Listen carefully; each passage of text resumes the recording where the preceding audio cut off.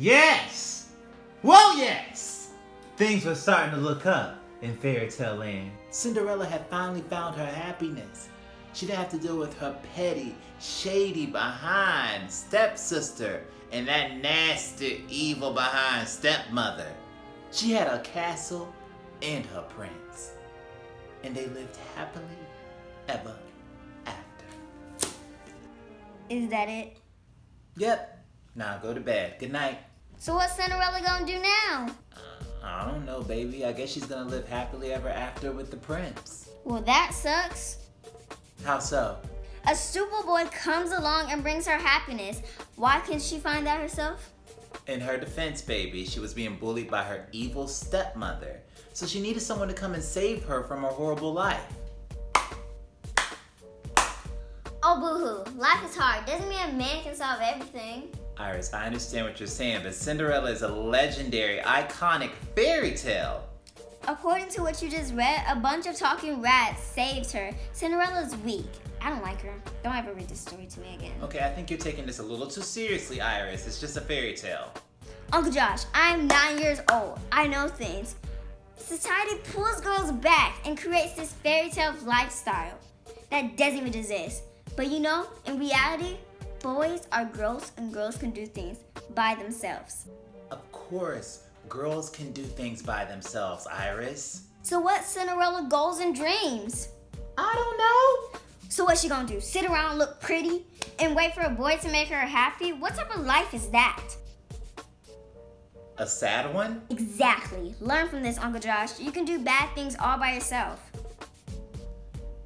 Okay, well, you have a good night, all right? Where are you going? I still haven't heard a good bedtime story. Can you sit back down and let's just start this over? Okay. Once upon a time, there was a black first lady by the name of Michelle, and she had a husband who was named Barack, and they lived in the White House, and they were great for 8 years. And I'm Josh. I like this story. Keep going. But just leave out the details of Barack and just do Michelle. Right.